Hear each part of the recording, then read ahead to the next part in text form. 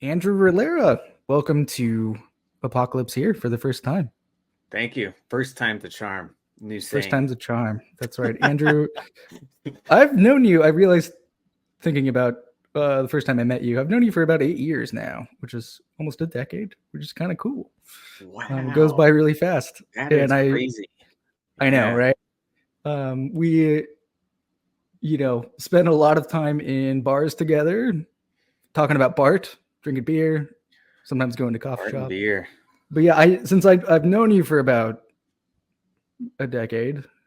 I know a bit about your kind of journey into biblical scholarship and theology, but for those listening who don't know who you are, can you first kind of introduce yourself? Who are you? What do you do? And then kind of give us a sense of how you journeyed into this thing called biblical scholarship. Yeah. I realize now I should say this. So I teach in Canada right now, or hopefully forever. I love it here, like the school and everything. But at the King's University in Edmonton, Alberta, and I just saw something this morning, from someone else inviting me onto their thingy, and I guess they've been going through Lamb of the Free, or they're going through like chapter by chapter or whatever, and they think I'm Canadian, and they think it's weird, or not weird, but they're like, "Oh, he's Canadian," but he labeled the book "Lamb of the Free," and I'm like, "Oh, no, I just immigrated.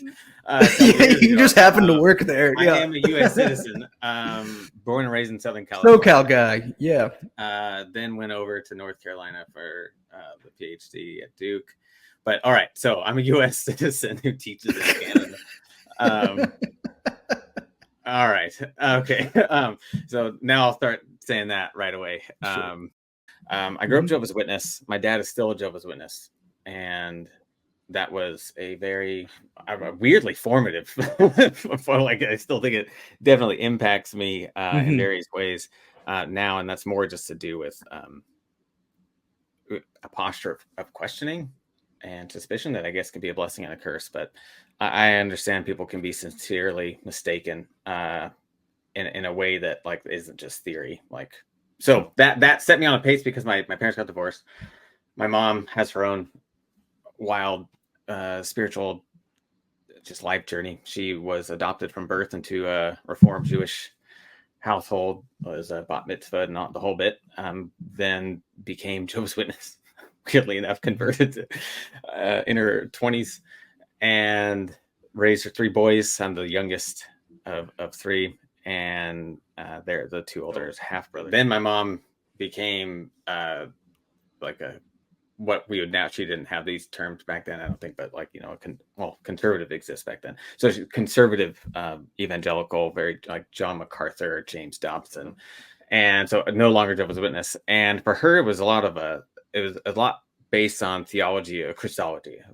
So Jehovah's Witnesses they deny the Trinity, the divinity of Christ. And not only do they deny the divinity of the Holy Spirit, but the person, the just personhood of the Spirit. It's more like Star Wars for them. Yeah. What they call it. So anyway, so that, like, for her, there was a lot of that conversion was theological, was biblical for her, and that was just kind of the first tree branch of Christianity she held on to, was through that.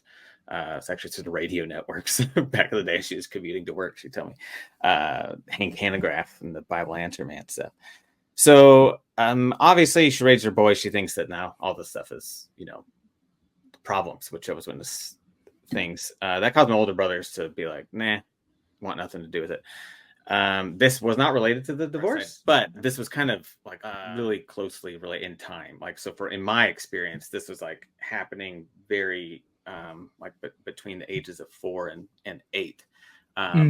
The divorce, and like this, my mom now trying to reteach me and engage with me on issues of theology and the Bible. Yeah. And so for me, though, what that causes, I was like, what? Like, both parents and then the communities around them are saying we get our theology, our truth, all this, religion from the Bible.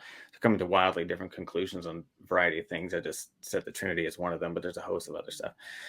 And so from a young age, I was just interested that's like, I just now I would probably attribute that not just to the existential crisis of going through a divorce and like the just parents disagreeing on matters of spirituality and religion and all that, but like ADHD, man, I was hyper focused into this issue, and it's never left. I just changed which subtopic. Yeah. But like I just spend like that. I just was reading the Bible and all kinds of stuff. The theology stuff. My mom would have me read, hiding it from my dad because he didn't want me reading wrong stuff. Just talking with my mom a lot, obviously through these and my questions, and then kind of having probably very arrogant of me, but I remember having these conversations with the Jehovah's Witness elders, and I was, man, 5th, 6th grade, and we'd set appointments for after our meetings in the evening, and I'd talk to them till like midnight and stuff, and I'd be at their house and going through some of these questions. And I just remember thinking of myself as Jesus, like talking with the people in the temple and like standing up and they had no answer, right? Yeah. I don't know. I don't think I've ever shared that little bit of insider Andrew reflection, but that was totally how I could, like, I started to conceive of myself, because at first they were genuine questions, and then it was like, I don't know what the hell's going on. Like, right. They actually don't know, and that was very like, whoa, I'm what? Like, and I didn't think I was super smart or anything like that. I thought like this was divine spirit, like, oh, this is all real. What my mom was saying, like, I'm able to, it's like, don't worry about what you're going to say, from Jesus. I'll reveal to you what you're going to say. And I was like, man, I'm living this. Anyway, so that was like super energizing to me as a youngin'. Man, I have such good feelings for Jim Payne. Name him. He's passed away since, but he was awesome. He was an awesome dude. He's one of the Jehovah's Witness elders and super patient, and love that guy. Anyways, so that's kind of how it started. And then I was like, oh, you can get a degree in this stuff as I was getting older, and just kind of snowballed. For anyone else out there, I get some emails. Sorry on the backlog there to those, if you happen to be listening to this, about like, oh, what should I do academic wise? Like, I got lucky. Anyone who's in academia, like, this isn't like a normal path. Total luck, total like, and I knew this going in. You have to have backup plans. So don't take this as like, anything. This isn't a pathway to a career. No, but I happened to do it, right? And like, so now I'm here, and I'm just trying to not squander the opportunity and trying to make the most of it. So I got into it. It was so it's always been a personal thing for me. I think it is a lot for everyone to varying degrees, whether they're confessional scholars or not. A lot of it is us working out stuff that we're very personally invested in for one reason or another. And so I just kind of had really good mentors and teachers, one of whom, Samir Yadav, who's an undergrad professor of mine, who's now about to be starting at Baylor this school year. Yes. So congrats to him. But he's been incredible for me, both when I was an official student and throughout. He's helped me at every stage of my application process to all the degrees and whatnot, and even helped me prep for the job I got now and things like that. So always want to shout out to him, and also Tommy Givens, my mentor at Fuller, who they're really good friends, but I wouldn't know Tommy for Samir and all that stuff. So so I just personal interest, and then Samir and all that kind of proliferated, but it all kind of goes back to him and his taking the time to be with an annoying undergrad.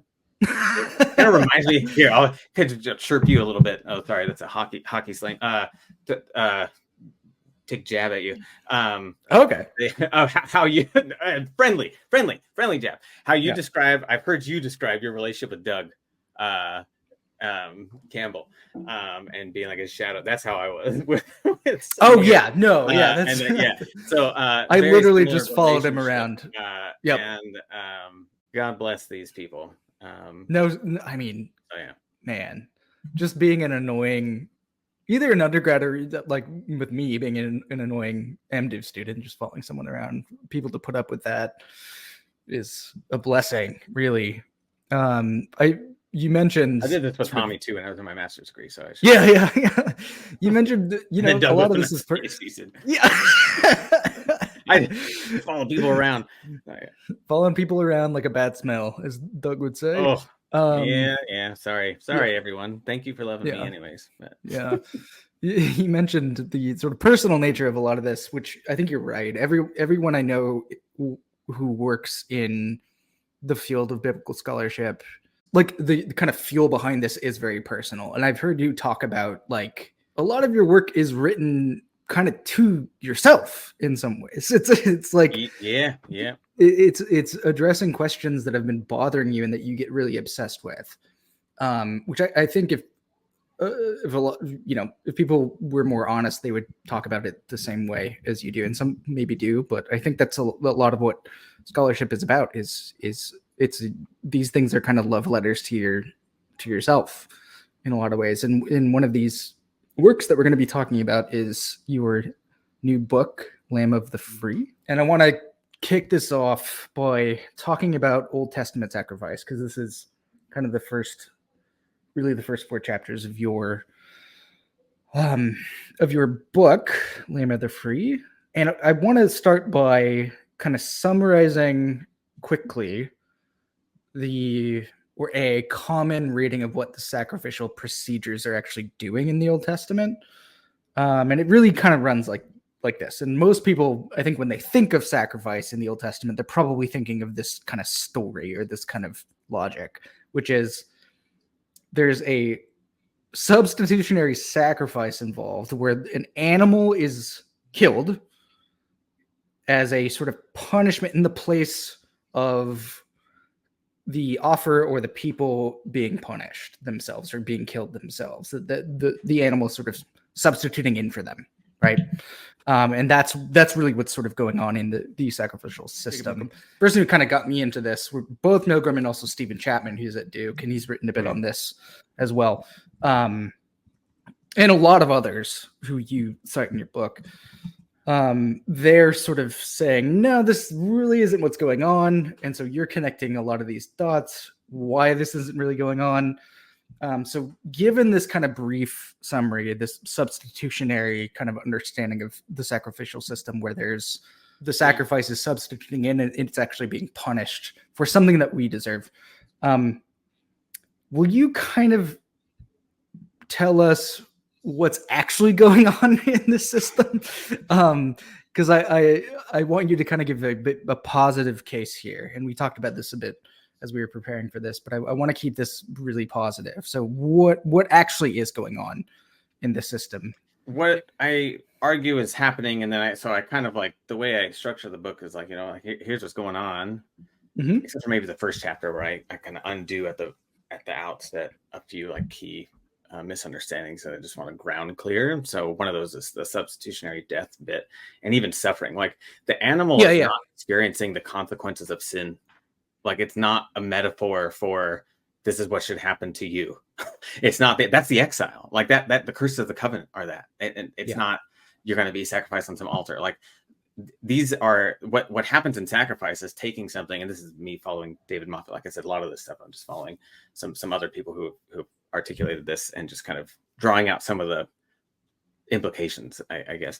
But like you're taking something from the realm of the profane or the common. Profane, I guess, something, but it just means not holy, not sacred, not fit for God's presence. You're taking something from the realm of the mundane, and you're sanctifying it by means of presenting it on the altar, which consecrates that which is on it. Jesus says this in Matthew, you know, don't swear, the altar that consecrates the thing. So it's sanctifying it. It's actually elevating it into a thing that's holy, that's able to be in God's presence. So there's nothing to do with death, with suffering. The animal's not conceived of as suffering, as taking some sort of suffering or punishment or death that the offerer should have had. That's just not in the logic. And so one of the easy ways that I say, and I'll repeat this on probably every interview I do, just because it's like it was such a light bulb moment for me. Whenever the death of you do a sin, and there's various consequences in Leviticus. So this is another evangelical lie. Sorry to paint with a broad brush, but we've all, all sin leads to death or whatever, is misreading Romans. But whatever. And they're all equal. You ever told a lie or you murder someone? No, sorry, those are not equal. Those are not equal. Not even in the Torah that you say is God ordained, inspired, and all this stuff. They're not equal. Okay, so the sins that do have that, like cutting off and or capital punishment, there's explicitly no sacrificial remedy for those sins. And what it's remedying, we'll get to in a second. But either way, if the death of the animal was supposedly taking the deserved death of the sinner, whatever, well then there you have, like, that's it. You're supposed to die. Nope, never mind. Offer this animal instead, or for the more severe ones, offer 2. For the big ones, offer 3 or 10. I don't know. Like, that's just not the logic at work at all. So there's just no way you can justify having a theology that's ostensibly anchored in Levitical sacrifice that fundamentally misrepresents what's going on in sacrifice. So if you can't, we're just looking at it totally from afar and saying like, oh, this thing dies. There's some other verse later that talks about death. This is what's happening. It's a substitutionary death. And so, like, there's no investigation at all to even determine if that is at all sustainable. And you just barely scratch the surface there. I'm like, all right, well, there's these different punish consequences for various sins. When the consequence of death, it's explicitly ruled out that there can be any sort of decontamination for that. So let's rule that out. Now stop building theologies off that view, because it's just bankrupt. Like, there's nothing there. You just made it up. So go somewhere else. All right. So we said we were supposed to be positive, though. Anyways, ground clearing chapter 1. Deal with that. But that's important though, because what you're saying here is that there's no, like, the foundation has been removed from theologies that build on this idea of this kind of logic of the sacrificial system. So that's just not in play at all. Right. And I kind of wish I would have, the book's long enough as it is. I kind of wish I would have spent more time talking about this process of sacrifice as a sanctifying of a thing. And you know what? But the reason I didn't, and I still I wish, but also whatever, David Moffat has done this plenty. Yeah, so sure. Read his stuff. Sure. All right. And I footnote and his new things. He came out with another book. There's a kind of compilation of essays. Jesus says, like, what is going on in the altar? It's sanctifying what's on the altar. It's also in Exodus. I'm just saying Jesus even affirms this in Matthew. So this whole Jesus doesn't like the temple. No, he does. There's and I deal with that in chapter 5. Jesus' relationship to the temple. Okay, so there's those two things though that are pretty important. What sacrifice is a sanctifying, of making holy of something, and a presentation of life, coupled with the fact that it's also obviously not substituting for the life of the offerer, the death of this isn't a substitutionary death going on. Okay, so those, all right. So now what is happening? Well, there's two main functions of sacrifice. I think one is like logically primary, and that is then this has no atoning function. So kippur, as I talk, hopefully some of your listeners and whoever are reading the book or whatever, you can read some of the blogs I've had on Chris Tilling's blog in response to Mike Bird. But to outline some of this, but like atonement is a slippery word. So when I say atonement, I don't mean anything that brings reconciliation or salvation. I mean sacrificial atonement, which is the Hebrew kippur. Okay, that's only one function of sacrifice. I don't even think it's the primary one. You need kippur, you need atonement, which I would translate as decontamination, following Milgram and Leanne Feldman and a few others, Baruch Levine and all that, Baruch Schwartz.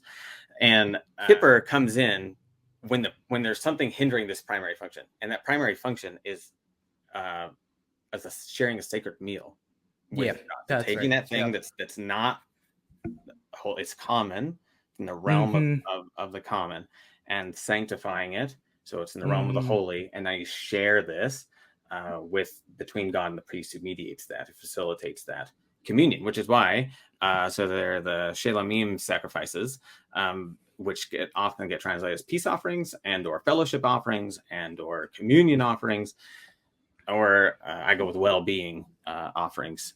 And It's just because you're in a state of wellness. You're like celebrating, and you're having a sacred meal. You're eating. Yeah, you're actually No consuming compare this function. together. Yeah. It's the fellowship with God. So God wants to dwell in the midst of Yep. people, have fellowship with him, have communion. This is the primary function. The burnt offerings are for only God to quote unquote consume.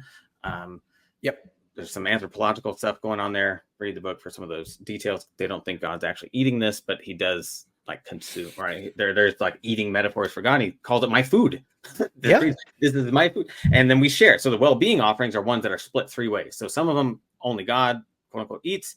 And then these well-being ones, the people they offer and the priest all share in this fellowship, well-being, communion. No compare function. That's it. So that's the primary function. But now humans are in the midst of all kinds of contaminations that could be caused by ritual impurity or sin. Both of these things produce a contamination. They behave very similarly, yet they're distinct contaminations, and they have different remedies. So again, all the details are there in the book. But basically, there's those 2 sources: ritual impurity, which have to do with things associated with what Matt Thiessen, I think he's actually following Milgram here, but the title of his book, Jesus and the Forces of Death. The forces of death is a way of talking about the things that generate ritual impurity. So this isn't about sanitation. It's not like urine and poop. These aren't sources of impurity. A bleeding, like you get cut and you like that's not source of impurity.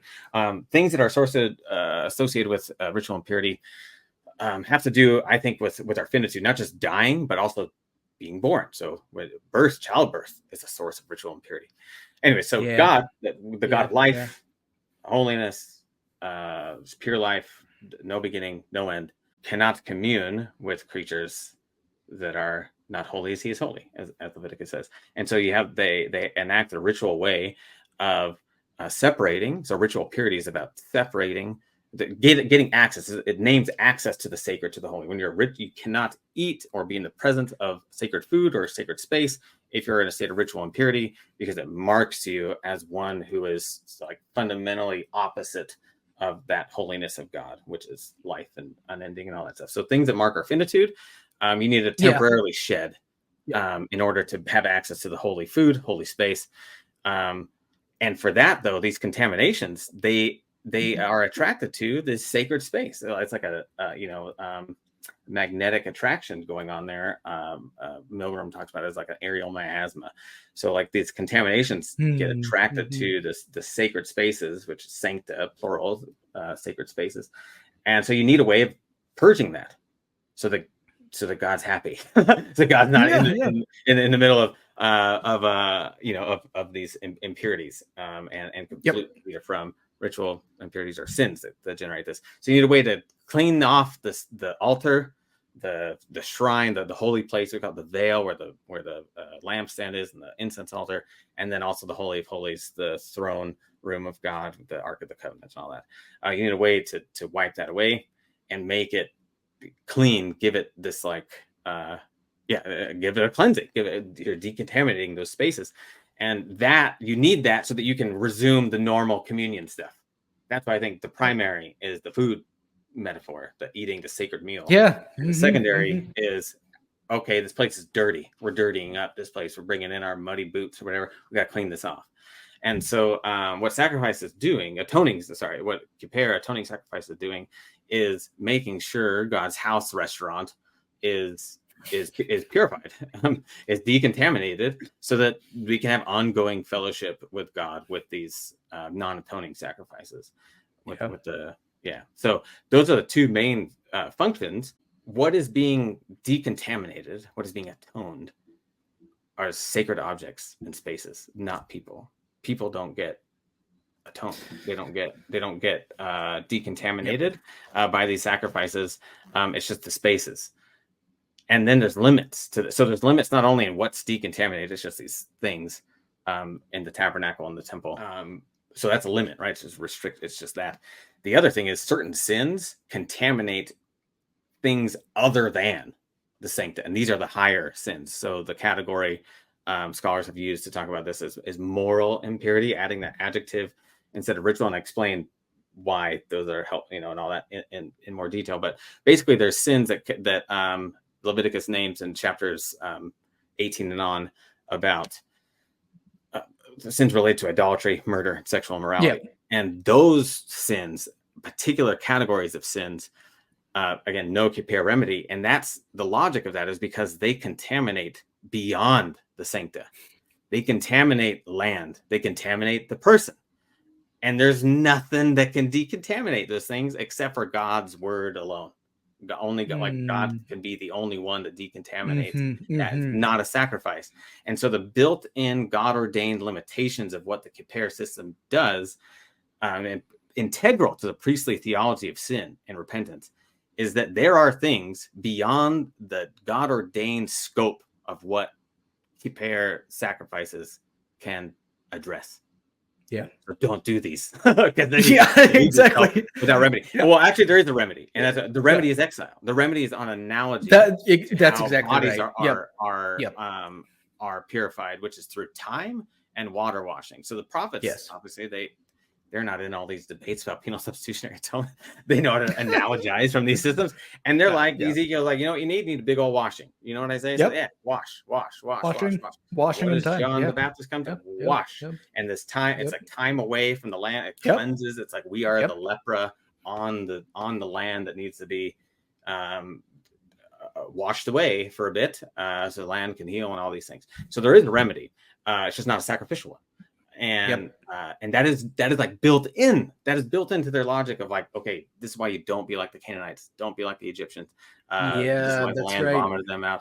And then for whatever reason, Christians have been like, nah. Or actually, they do like some of those verses in Leviticus. That's a whole other topic. But they don't. But they still want to like. Oh, it's all about atonement, the Day of Atonement. That's like the be all end all of everything. And ironically, it is the most. It is what God gives that has it's the most effective way of dealing with sins. But the like self-aware description of that from the Torah itself and the prophets is that this is impotent by design to deal with the most grave problems facing Israel and the other community, Canaan, etc. That something else needs to be the remedy, because these remedies are only for a limited thing, decontaminating sancta, and for limited amounts of impurities, of contaminations from sin or whatever. So that is very important. There are built-in limits to even the kippur system from the beginning. And so trying to extrapolate a theology that's based on this, that is already like in its own inherent description, a very limited thing, doesn't make any sense to me. At least. Like why are we doing that? That was fantastic. And I think as you were talking, I think part of the issue with folks not being able to sort of grasp the distinctions that you are making here that are in the text quite clearly, once you look at them and kind of remove certain assumptions about what's actually going on, is the place of place and the importance of space, and the importance of not thinking about the logic of this system as being sort of about sins that you sort of accrue yourself that need to be dealt with. And that's really all that's going on. It's all about you sort of personally needing to be sacrificed for, something like that. And so I think what you do a great job about in this book is, and I'm stealing from, Matt Thiessen, also Novenson as well, is you're making the Old Testament weird again. And I think that's a great thing to do, is to kind of get this sense of like, this is a very ancient way of thinking about things. And we can't just simply go with what we assume sacrifice means and try and kind of plug in our own logic to how the Old Testament systems and procedures are actually working. We need to be confronted with what's actually going on in these ancient texts. And I think you're helping us, gently walk us through how this is actually really operating in the ancient world. And that's they have a different metaphysics and totally different metaphysics that and read and all that thing like that. I'm interested in those kinds of questions. I have I've said I think on the Gravity podcast about like how I say more than what I say in the book about like how I think this can kind of help us theologically, and in that way, obviously the got to keep myself, within the confines of biblical scholarship and stuff, and the in the book, limits, yeah, the built-in limits of what the genre is and stuff. But like, it's a lot of like food for thought too for other things. And obviously, I've thought about this just as a personal interest. But yeah, there's a whole different cosmology going on, and absolutely, how that functions, and like what these sacrifices do. I should also I left out another one, and that is that these non-atoning sacrifices can also facilitate metaphysical transitions. So this is what made me think about it when you said they have like a different like whole like view of like and so there's certain sacrifices that are that no kippur function, but what they're doing is facilitating a person moving themselves on that spectrum of holiness from unclean to common, or from common to holy, to being a priest of some kind, or a Levite, in various, or the anointed priest. So there's it's a spectrum, and certain sacrifices can facilitate not just the animal or the grain or the wine or whatever from being sanctified, but also people. So there are some things that happen to people, like the ordination of the priests and things like that. Yeah. They are important, because I talk about this later in the Revelation and Hebrews. Like there are some sacrifices, but they're not the atoning ones, whose ritual involves applications that go on people. And what those do, though, aren't, again, it's not atoning, and neither is it a substitutionary death. It's a way of sanctifying the person into being like living temple furniture. So that's what the priests are, and things like that. So I guess there's three main functions, right? There's the fellowship, and then the decontaminating, and then also that facilitating of the metaphysical transition. But like, even in that facilitation, the priests and they eating it. So it's actually a subset of that first kind, where you share and eat it with God and the priest. The sanctification one, I mean, that's a subset of what I call the first and primary.